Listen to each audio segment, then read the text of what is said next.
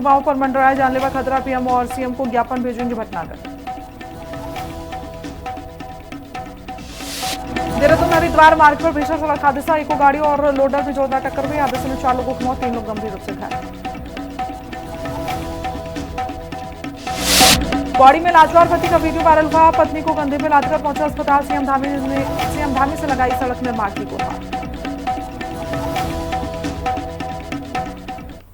तो चलो एक बार फिर आप सभी का बुलेटिन में बहुत स्वागत है। आगे बढ़ेंगे, बड़ी जानकारी नैनीताल से, जो अंकिता हत्याकांड में हाईकोर्ट का बड़ा फैसला आ चुका है। तीनों मुख्य आरोपियों की जमानत फिलहाल खारिज कर दी गई है। 2 दिन तक लंबी अदालती सुनवाई के बाद ये बड़ा फैसला लिया गया है। जस्टिस रविंद्र मैठानी पीठ का ये बड़ा फैसला, पीड़िता के परिवार को बड़ी राहत यहां पर मिली है। ये बड़ी जानकारी है। नैनीताल हाईकोर्ट ने उत्तराखंड के बहुचर्चित अंकिता भंडारी हत्याकांड में बड़ा फैसला सुना दिया है, जहां न्यायमूर्ति रविंद्र मैठानी और न्यायमूर्ति सिद्धार्थ साकी खंडपीठ ने 2 दिनों तक चली लंबी सुनवाई के बाद मामले के तीनों मुख्य आरोपियों, जिसमें पुलकित आर, सौरभ भास्कर और अंकित गुप्ता की जमानत याचिकाओं को खारिज कर दिया है। अदालत के इस कड़े रुख से अंकिता के परिजनों और न्याय की आस लगाए बैठे लोगों को बड़ी राहत मिली है।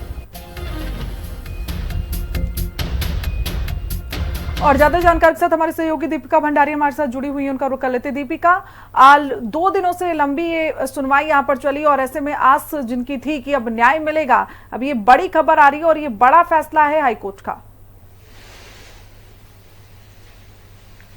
बिल्कुल, देखिए, अंकिता भंडारी हत्याकांड मामला एक ऐसा मामला है जो नेशनल लेवल तक गया था और इसकी जो जानकारी है, जो खबर है, जो अपडेट है, पल पल की अपडेट हर कोई लेना चाहता है। और आज हाईकोर्ट से एक बड़ा फैसला इसमें आया है और एक बड़ा फैसला जो न्यायाधीश न्यायमूर्ति उन्होंने लिया है, जो कि अंकिता भंडारी के माता पिता चाहते थे। वो लगातार सोशल मीडिया पे आकर ये मांग कर रहे थे सरकार से और कोर्ट से कि तीनों आरोपियों को जो है जमानत ना मिले, और यही हुआ। हाईकोर्ट ने तमाम सबूत, तमाम दलीलें सुनी।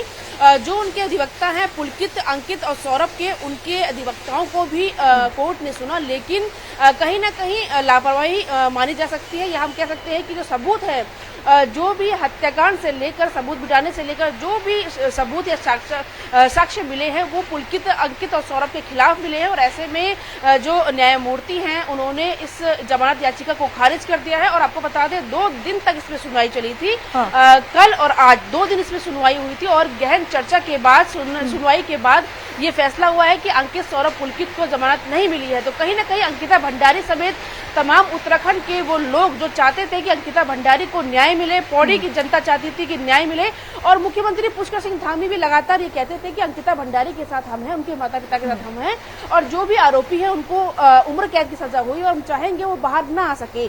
तो कहीं ना कहीं हम कह सकते हैं कि अंकिता भंडारी के माता पिता का हम कह सकते हैं कि संघर्ष है जो आज इस नतीजे में पहुंचा है। बिल्कुल दीपिका, ये मामला हम ये भी कह सकते हैं कि विपक्ष के लिए सबसे बड़ा मुद्दा भी है और इस बार हम बीजेपी के लिए भी फांस का काम करने के लिए था और लगातार विपक्षी आरोप भी लगा रहा था कि इस पूरे मामले पर कोई सख्त कार्रवाई नहीं हो रही है। लेकिन अब इसके बाद मुझे लगता है कि विपक्ष कहीं ना कहीं ये समझेगा कि ये बड़ी और महत्वपूर्ण कार्रवाई हुई है। जी बिल्कुल, देखिए, जब से ये मामला हुआ था तभी से लगातार, चाहे वो यूकेडी हो, चाहे वो कांग्रेस हो या अन्य विपक्षी दल हो, वो लगातार सरकार को घेरे हुए थे। हालांकि इसमें कोर्ट ने एक के बाद एक करके सुनवाई करी, पुलिस ने अपनी कार्रवाई की, सरकार की ओर से अच्छे वकील जो हैं वो अंकिता के माता पिता को दिए गए और उनको मुआवजा राशि भी दी। सीएम धामी ने साफ अंकिता भंडारी के माता पिता को ये कहा था और आश्वासन दिया था कि वो अच्छा सा अच्छा वकील जो है उनको देंगे और जो तीनों आरोपी हैं वो जेल से बाहर नहीं आ पाएंगे। तो कहीं ना कहीं विपक्ष लगातार हमलावर है, लेकिन सरकार, कोर्ट और पुलिस वो अपना काम कर रही है और उसकी मुझे लगता है कि अंकिता भंडारी के माता पिता जो आज फैसला आया है उससे संतुष्ट होंगे। और हर कोई यही चाहता है कि जो बेटियों के साथ गलत करेगा वो जेल की सलाखों से कभी बाहर ना आए। और मुख्यमंत्री बीते दिनों भी साफ कर चुके हैं, भाजपा लगातार ये बयानबाजी कर रही है कि विपक्ष का काम इस पे राजनीति करना है। अंकिता भंडारी को विपक्ष ने सिर्फ और सिर्फ राजनीति समझ लिया है और वो चाहते हैं कि इस मुद्दे को लेकर के वो विधानसभा चुनाव लड़े। लेकिन कहीं ना कहीं सरकार, कोर्ट इस मामले को लेकर गंभीर है और आज तक वो तीनों आरोपी जो हैं वो बाहर नहीं आ पाए हैं। लेकिन हमने देखा है कई ऐसे बड़े बड़े मामले हुए हैं जिसमें जमानत मिल चुकी है अपराधियों को, लेकिन अंकिता भंडारी हत्याकांड मामले में कहीं ना कहीं हम कह सकते हैं कि अच्छी पैरवी हुई है, अच्छी सुनवाई उसमें हो रही है और इसीलिए आज आरोपी सलाखों के पीछे आज तक उनको जमानत। तमाम जानकारी के साथ आप जुड़े उसके लिए बहुत बहुत शुक्रिया। तो चलिए आगे बढ़ रहे हैं और एक और बड़ी जानकारी, जहां उपराष्ट्रपति सीपी राधाकृष्णन फिलहाल देहरादून पहुंचे, जहां जॉली ग्रांट एयरपोर्ट पर भव्य स्वागत उनका किया गया। मुख्यमंत्री पुष्कर सिंह धामी और राज्यपाल ने उनका अभिनंदन किया। तस्वीरें भी आपको दिखा रहे हैं। देवभूमि आगमन पर आत्मीय आगवानी उनको दी गई। प्रशासनिक व शासन स्तर पर हलचल भी तेज नजर आई। भारत के उपराष्ट्रपति सीपी राधाकृष्णन के उत्तराखंड आगमन पर देहरादून स्थित जॉली ग्रांट एयरपोर्ट की तस्वीरें भी हम आपको दिखा रहे हैं, जिनका भव्य स्वागत राज्यपाल और मुख्यमंत्री पुष्कर सिंह धामी ने किया। उपराष्ट्रपति कार्यालय से जानकारी मिली है और उसके मुताबिक मुख्यमंत्री पुष्कर सिंह धामी और राज्यपाल ने देवभूमि आगमन पर उनका आत्मीय अभिनंदन किया है और इस दौरान प्रशासनिक अधिकारियों और जनप्रतिनिधियों ने भी उपराष्ट्रपति का पुष्पगुच्छ भेंट कर औपचारिक स्वागत किया।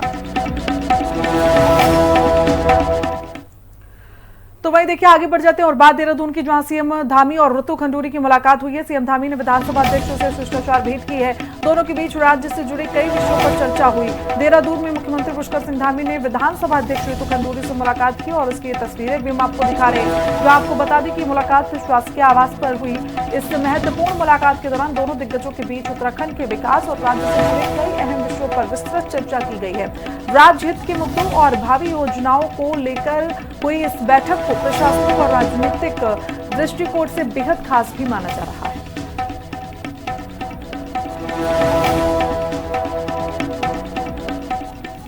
तो वह उत्तराखंड की राजनीति से बड़ी खबर आ रही है। श्रीनगर की निर्दलीय मेयर आरती भंडारी और नगर निगम के 10 पार्षदों ने भाजपा का दामन थाम लिया है। देहरादून में आयोजित कार्यालय के दौरान भाजपा प्रदेश अध्यक्ष महेंद्र भट्ट और कैबिनेट मंत्री धन सिंह रावत की मौजूदगी में सभी नेताओं ने पार्टी की सदस्यता ग्रहण की है। भाजपा में शामिल होने वाले पार्षदों में 8 निर्दलीय हैं और 2 कांग्रेस के सदस्य बताए गए हैं। आगामी चुनावों से पहले श्रीनगर विधानसभा क्षेत्र में इसे कांग्रेस के लिए बड़ा झटका और भाजपा की बड़ी सियासी सेंध माना जा रहा है।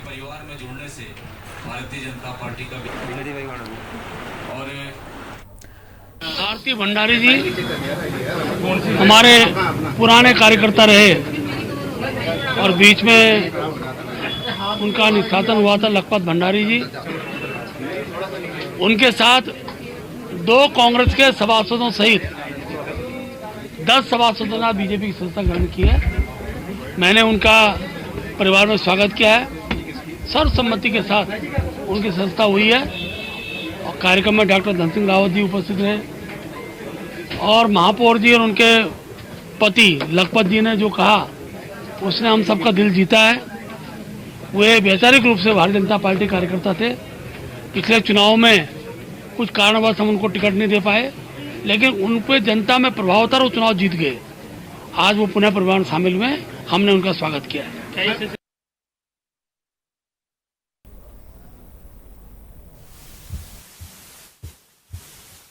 हमारे श्रीनगर के जो मेयर हैं श्रीमती आरती भंडारी जी, उनके पतिदेव लखपत भंडारी जी, 8 हमारे निर्दलीय पार्षद आज शामिल हुए हैं और 2 कांग्रेस के पार्षद बीजेपी में शामिल हुए हैं। मैं अपनी ओर से और माननीय मुख्यमंत्री जी की ओर से और प्रदेश अध्यक्ष की ओर से और भारतीय जनता पार्टी की ओर से आप सबका स्वागत कर रहा हूं कि आप भारतीय जनता पार्टी में आज शामिल हुए हैं। और बड़ी बात यह है कि कई कांग्रेस के लोग भारतीय जनता पार्टी में अब ज्वाइन कर रहे हैं।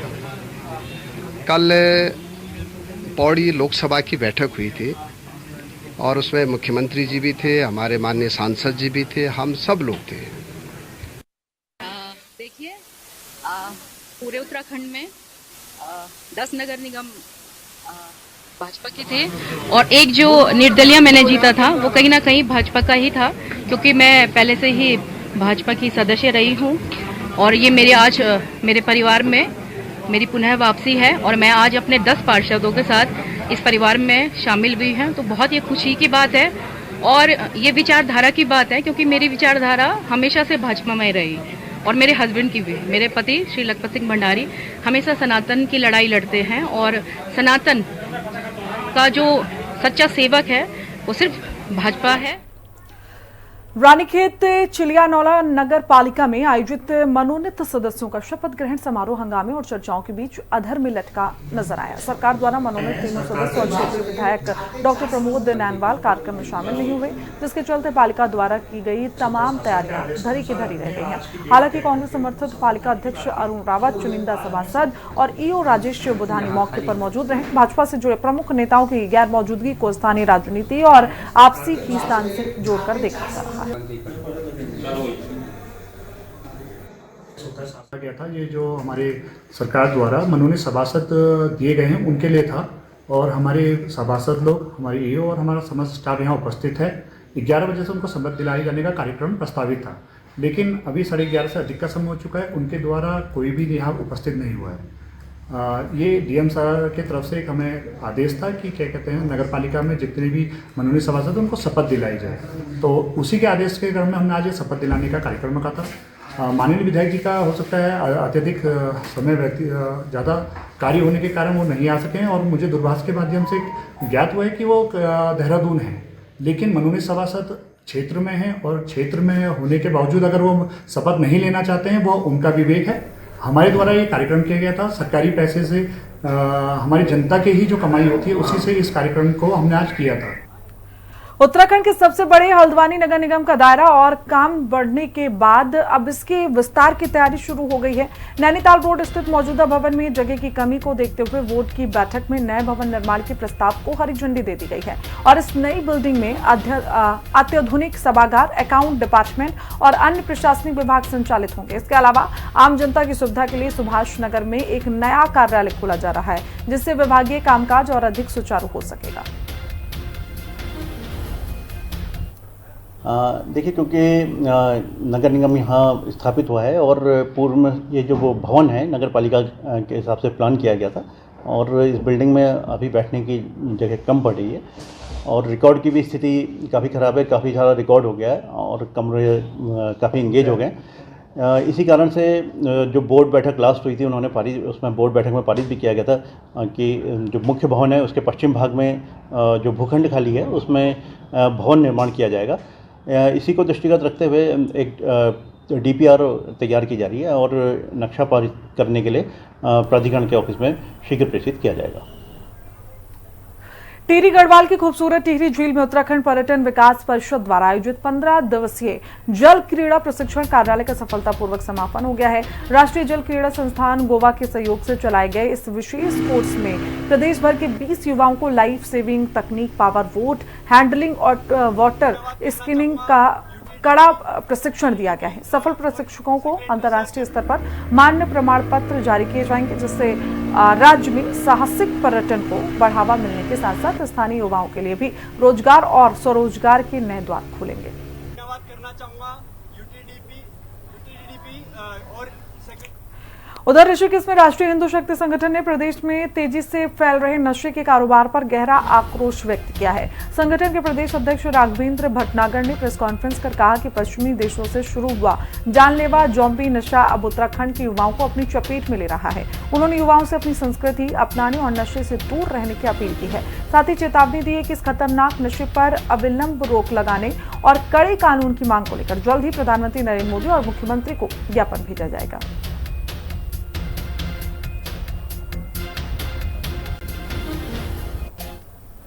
बहुत ज्यादा चिंतित हूँ जिस प्रकार पूरे देश में युवा नशे का आदी बनता जा रहा है, नशे में लिप्त है युवा।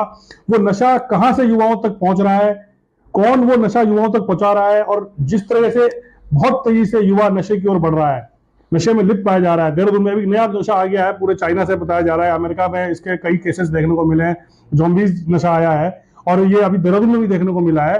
तो मैं बड़ा इसमें गंभीर चिंता है और मेरे को इस बारे में मुख्यमंत्री से भी एक बार बात करना चाहूंगा कि जिस प्रकार देश में, प्रदेश में ये तेजी से नशा बढ़ रहा है, इस नशे की रोकथाम के लिए हम कितना सक्रिय हो सकते हैं और क्या कर सकते हैं। देखिए, भारत का युवा भारत का प्राण है। उधर पौड़ी के कमलिया पल्ला गांव से एक दर्दनाक तस्वीर सामने आई है। गांव में सड़क नहीं होने के कारण एक लाचार पति अपनी बीमार पत्नी को कंधे पर उठाकर कई किलोमीटर पैदल अस्पताल ले जाने को मजबूर नजर आया, जिसका वीडियो सोशल मीडिया पर जमकर वायरल हो रहा है। ग्रामीणों का कहना है कि बुनियादी सुविधाओं के अभाव में पूरा गांव इस तरह की दिक्कतों का सामना कर रहा है। पीड़ित ने मुख्यमंत्री पुष्कर सिंह धामी से गांव तक जल्द सड़क बनाने की गुहार लगाने के साथ ही क्षेत्रीय विधायक और कैबिनेट मंत्री सतपाल महाराज की कार्य प्रणाली पर भी गंभीर सवाल उठाए हैं।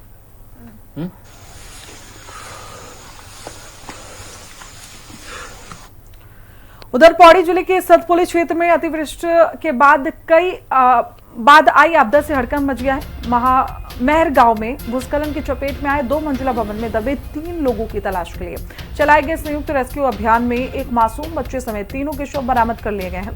पौड़ी की जिलाधिकारी स्वाति एस भदौरिया ने खुद करीब 3 किलोमीटर का दुर्गम पैदल रास्ता तय कर मौके पर पहुंचकर राहत बचाव कार्य की कमान संभाली है। जिला प्रशासन ने प्रभावित परिवार को 14 लाख रुपए की त्वरित आर्थिक सहायता राशि का चेक भी सौंप दिया है।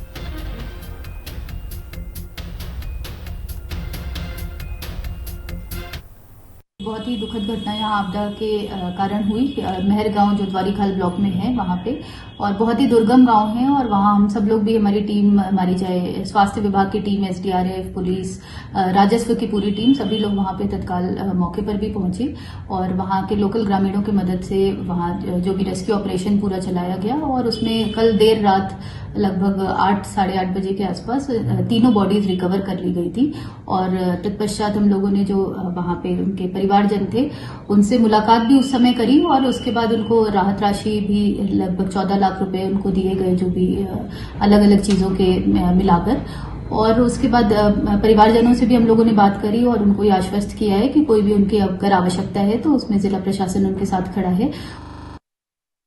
देखिए, जैसे आपदा के लिए DMM के हमें निर्देश थे कि पहले ही सारी व्यवस्थाएं कर ली जाए, तो इसी क्रम में हमारे यहाँ जिलाधिकारी महोदय के निर्देशानुसार और शासन के निर्देशानुसार सितंबर तक का राशन वहाँ मेहर गांव में भी हमारे द्वारा वितरित किया जा चुका है। तो राशन की एसएच कोई नहीं थी, और इसके अलावा भी DM सर मैम के निर्देश के अनुसार 180 फूड पैकेट डिफरेंट तहसीलों पे रखे गए हैं। तो वहाँ फूड पैकेट गए थे, तो फूड पैकेट की और राशन की इस तरह की कोई इशू नहीं है। लक्सर के खड़ंजा कुतुबपुर गांव स्थित रेलवे फाटक के पास एक बड़ा हादसा हो गया, जहां बंदे ट्रेन की चपेट में आने से 19 वर्षीय किन्नर की मौके पर दर्दनाक मौत। मृतक की पहचान देवबंद सहारनपुर निवासी आलिशा के रूप में की गई है। हादसे के बाद मौके पर काफी देर तक अफरा तफरी और हंगामे की स्थिति बनी रही। घटना की सूचना मिलते ही पुलिस ने मौके पर पहुंचकर शव को कब्जे में लिया और पोस्टमार्टम के लिए भेज दिया है। फिलहाल पुलिस हादसे के कारणों की गहनता से जांच में जुटी हुई है।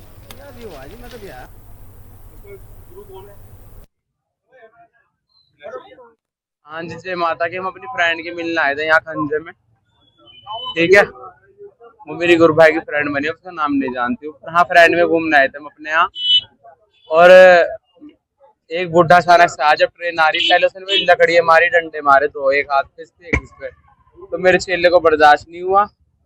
वो जैसे हाथ से आगे को धक्का दिया, वो वंदे भारत ट्रेन के नीचे कट के कर गया। नाम क्या था उसका? उसका नाम था अलीशा उप अनस। और 2-2.5 घंटे बाद पुलिस पहुंच गई यहाँ पे। उससे पहले गांव वालों ने हमारे पे हमला किया है। मेरा आईफोन छीना है, मेरी डायमंड की नाक की नोज पिन थी, पट्टों से मारा है। देखो, मेरे को पट्टों से मारा मुझे गांव वालों ने। देहरादून हरिद्वार मार्ग पर मणिमाई मंदिर के पास बुधवार दोपहर एक भीषण सड़क हादसा हुआ। देहरादून से हरिद्वार जा रही एक इको गाड़ी अनियंत्रित खड़े लोडर वाहन से टकरा गई। बताया जा रहा है कि लोडर का अचानक टायर निकलने से यह दर्दनाक हादसा हुआ।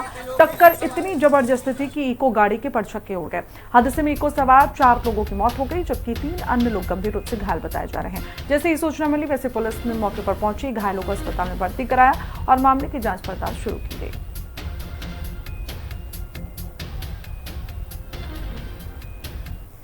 विकासनगर में भीषण सड़क हादसा हुआ, जहां पुल नंबर 2 के पास एक अनियंत्रित कार शक्ति नहर में जा गिरी। प्रत्यक्षदर्शियों के मुताबिक कार गिरने के बाद कुछ देर तक पानी में तैरती हुई कार नजर आई और फिर ओझल हो गई। घटना की सूचना जैसे ही मिली, विकासनगर पुलिस और SDRF की टीम मौके पर पहुंची और राहत बचाव काम शुरू किया गया। बुधवार सुबह से ही सर्च ऑपरेशन दोबारा तेजी से चलाया जा रहा है। फिलहाल नहर में कार और उसमें सवार लोगों का कोई सुराग नहीं मिल पाया।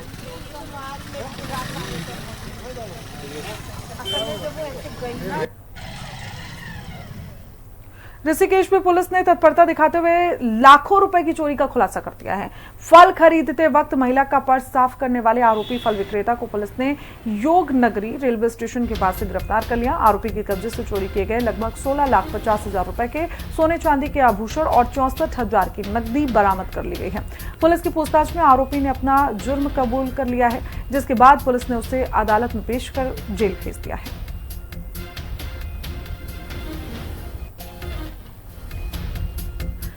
तो चले आगे बढ़ रहे हैं बात टिहरी गढ़वाल की, जहां थौलधार विकासखंड स्थित भैंसकोटी गांव में ग्रामोत्थान परियोजना ग्रामीण महिलाओं के जीवन में बड़ा बदलाव ला रही है।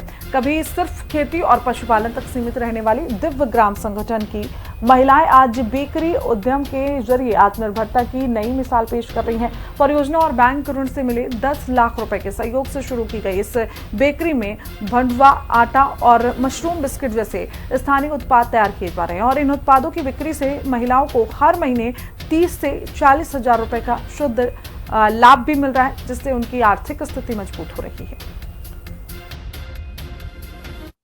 ग्रामीण क्षेत्र की महिलाओं को स्वरोजगार से जोड़ने के लिए और उनको आत्मनिर्भर बनाने के लिए सरकार की काफ़ी सारी योजनाएं हैं। तो हमारा सभी महिलाओं से निवेदन है कि ज़्यादा से ज़्यादा इन स्कीम से जुड़े और इसका लाभ उठाएं। और भैंसकोटी का ये जो दिव्य ग्राम संगठन स्वयं सहायता समूह है, बाकी की महिलाएं भी इनसे प्रेरणा ले सकती हैं और ऐसे ही एसएचजी बनाकर आत्मनिर्भर बन सकती हैं। टिहरी गढ़वाल के नवनियुक्त डीएफओ हिमांशु बागड़ी ने कार्यभार संभालते ही अपनी प्राथमिकताएं स्पष्ट कर दी। उन्होंने कहा कि जिले में मानव वन्यजीव संघर्ष को रोकना और बंदरों के आतंक पर लगाम लगाना उनके लिए सबसे बड़ी चुनौती है।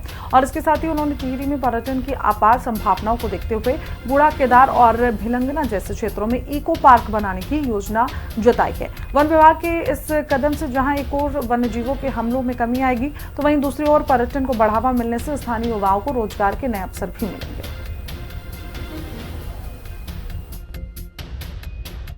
देखिए, टिहरी जनपद जो है गढ़वाल का एक बहुत ही महत्वपूर्ण जनपद है। उसी में टिहरी डिवीज़न भी जो है एक महत्वपूर्ण डिवीज़न है, जहाँ पर टिहरी डैम भी आपका पड़ता है। तो यहाँ पर मानव वन्यजीव संघर्ष जो है हमेशा से ही चैलेंज बना रहा है। तो उसमें प्रयास ये रहेगा कि जनता के साथ सहभागिता करके उस पर नियंत्रण किया जाए। इसके साथ ही वनाग्नि का भी यहाँ पर इशू है, तो वनाग्नि को भी जनता के साथ ही मिल के उसको हैंडल करने का प्रयास किया जाएगा। देन टिहरी जो है मैंने देखा कि काफ़ी खूबसूरत है। यहाँ पर बहुत बड़ा डैम है, कुछ हमारे खूबसूरत जंगल के पैचेस हैं, कोडिया जैसे। तो इन सब में ऑलरेडी पर्यटन चल रहा है, पता चला हमें, और उसको और बढ़ावा देने का साइकिल ट्रेल, वॉकिंग ट्रेल और कहीं आवश्यकता हो तो इको हट्स वगैरह बनाने के प्रस्ताव वगैरह प्रेषित किए जाएंगे और शासन प्रशासन के जो भी निर्देश होंगे उसके अनुसार आगे कार्य किया जाएगा। तो देखिए, मानव वन्यजीव संघर्ष को लेकर ये बड़ा कदम टिहरी में बूढ़ा केदार भिलंगना में पर्यटन को पंख यहाँ देने की कोशिश की जा रही है। टिहरी गढ़वाल में इको टूरिज्म का नया दौर देखने को मिलेगा। इससे टूरिज्म बढ़ेगा और लोगों को रोजगार भी मिलेगा। इसके लिए ये अहम कदम माना जा रहा है। तो वहीं कोटद्वार में पहली ही बरसात ने सरकारी इंतजामों की पोल खोलकर रख दी है। खोर नदी में तेज बहाव के चलते सुरक्षा दीवार और ब्लॉक टूटने लगे हैं। 2 साल पहले इसी नदी ने भारी तबाही मचाई थी और कई मकान इसकी चपेट में आ गए थे। लोगों को बचाने के लिए करीब 50 करोड़ रुपए की लागत से सुरक्षा दीवार बनाई गई थी, लेकिन पहली बरसात में ही इसके टूटने से निर्माण की गुणवत्ता पर भी सवाल उठ रहे हैं। अब स्थानीय लोग जांच और कार्रवाई की मांग कर रहे हैं।